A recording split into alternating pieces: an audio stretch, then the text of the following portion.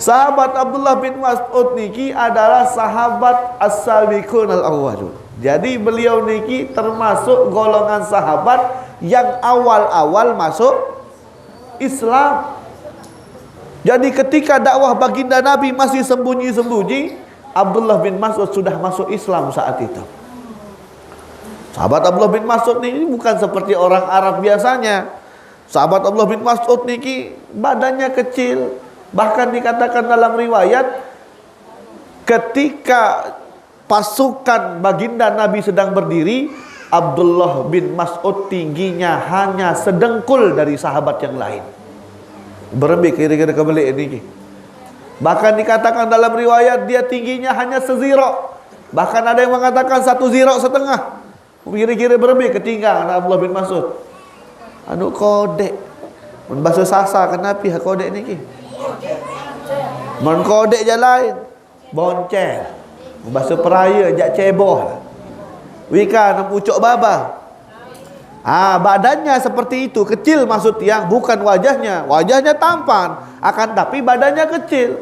Tapi semangat dan mujahadahnya membela Islam jauh daripada badannya. Ya lucu beliau. Sering dikerjai oleh sahabat. Pernah suatu ketika sahabat menyuruh beliau, Abdullah, coba taika kurma dia. Saran Abdullah niki anu genet disuruh si sahabat. Wih, nyarak langsung tai kurma niki dengan cepat. Searan dengan bertubuh kecil, mutai kelulu, kelucur, wih pada kelelean si sahabat. Akhirnya datang baginda Nabi, apa yang kalian tertawakan, kata baginda Nabi.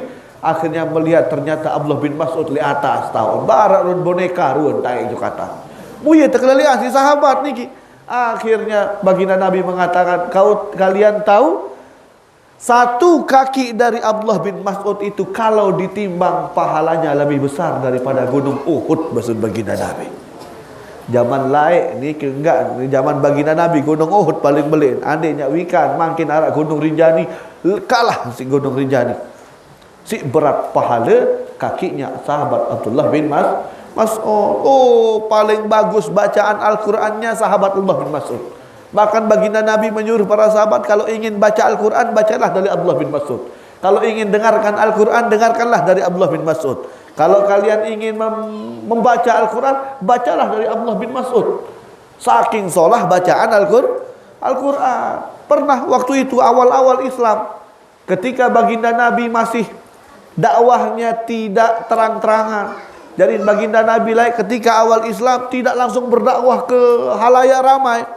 Akan tapi pindah dari satu rumah ke rumah yang lain, mengajak orang. Begitu seterusnya sembunyi-sembunyi, karena jikalau ada orang yang ketahuan masuk Islam, maka akan diintimidasi oleh orang-orang kafir Quraisy. Pokok saya 1 tahun tamu Islam lain pasti nak tersiksa si kafir Quraisy, termasuk Abu Jahal dan Abu Lahab. Nah itu yang ditakutkan. Akhirnya baginda Nabi memilih dakwahnya niki secara sembunyi-sembunyi. Nah di tengah duduk bersama para sahabat, baginda Nabi ingin ngetes sahabat niki. Aneh, saya sakbani baca Quran di julun Ka'bah. Di saat itu orang ditahu, andainya tertahun Islam doang wah pada nidbani kayak niki. Pada takut ya tertahun Islam.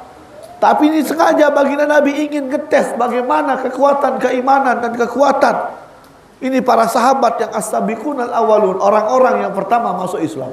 Aneh, saya milih baca Al-Quran dan julun Ka'bah di depan orang-orang. Akhirnya berangkat sahabat Abdullah bin Mas'ud. Tabah nidakan kode anu tabah. Akhirnya berangkat di depan Ka'bah, beliau membaca Al-Quran dengan lantunan yang sangat luar biasa. Sehingga ketika orang-orang yang lewat melihat dia membaca, kelapun pada berkerumun, apa je terbaca kesalahan. Apa je kebaca di kesalahan, susunan katanya. Ini sastranya luar biasa. Ini kalimatnya luar biasa, maknanya luar biasa, bacaannya luar biasa, suaranya luar biasa. Sehingga orang-orang berkumpul hanya untuk menikmati bacaan dari sahabat Abdullah bin Mas'ud. Akhirnya terdengar oleh Abu Jahal saat itu. Wikan Abu Jahal. Ayah Fir'aun dari zaman baginda Nabi ni. Mulai zaman Nabi Musa, Fir'aun. Ilik zaman Nabi Ibrahim arak Fir'aun, saya arak Namrud.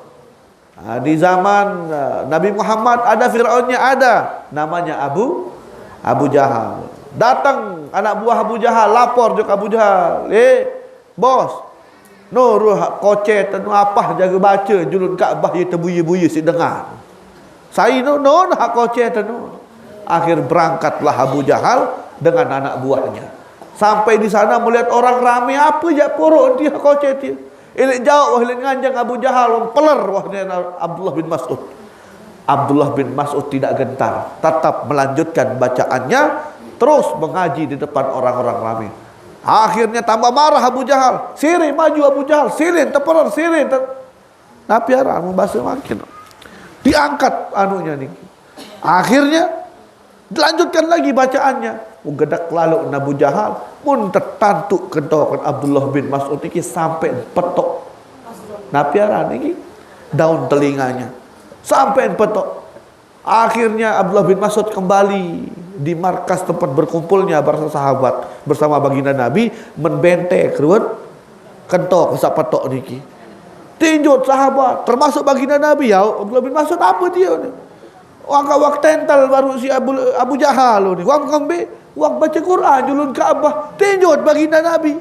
Pun parahnya dia bani baca Al-Quran julun Kaabah. Tapi tersenyum baginda Nabi. Nggih.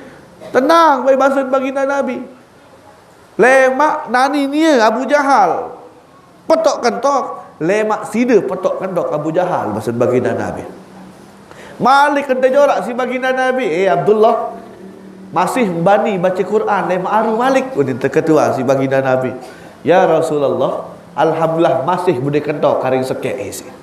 Nabi maksud niki aran wayanya terpetok kentok karing sekek masih beliau siap. Asalkan itu perintah dari baginda Nabi.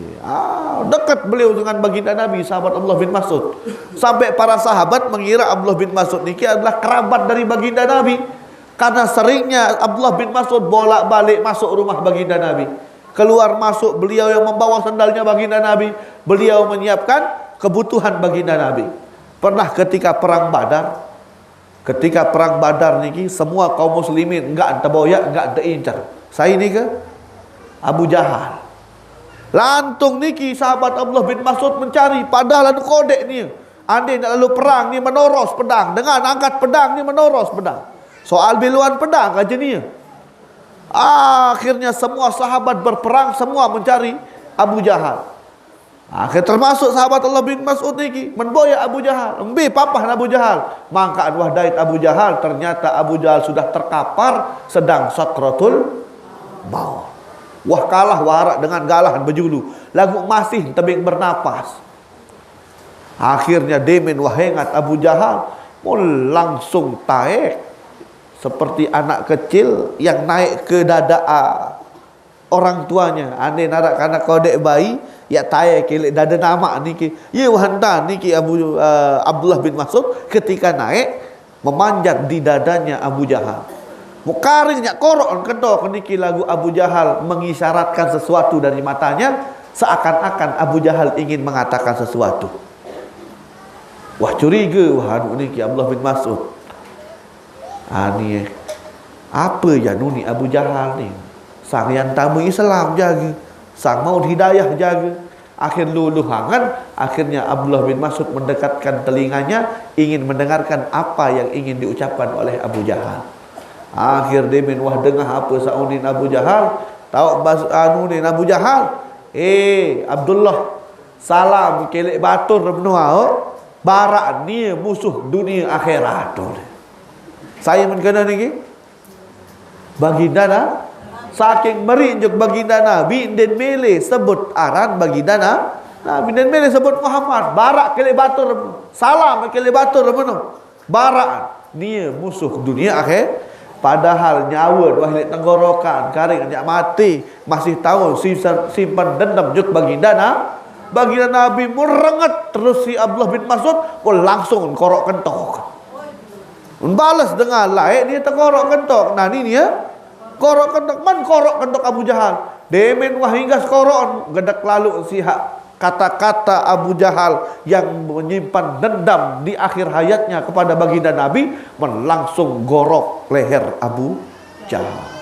Dia minwah gorok Abu Jahal, lalu jauh otak Abu Jahal menghadap ke baginda Nabi. Baginda Nabi niki jauh. Apa dia Abu Jahal? Abu Jahal, yuk berbeda dah bau gorok. Kenapa engkau memotongnya? Akhirnya apa kata Abdullah bin Mas'ud?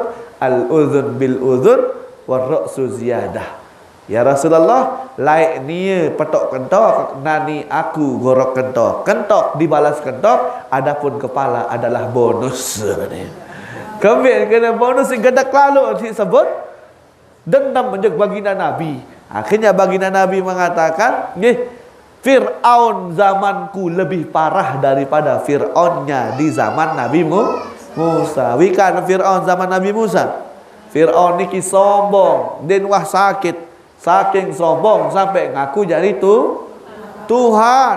Sampai ngaku jadi Tuhan saking sombong. Lagu subhanallah, ketika dia sakratul maut, nyawanya sudah di tenggorokan, ya ampun ngakui bahwasanya agamanya Nabi Musa itu betul. Ya ampun ngakui bahwasanya Tuhan yang disembah Nabi Musa itu betul.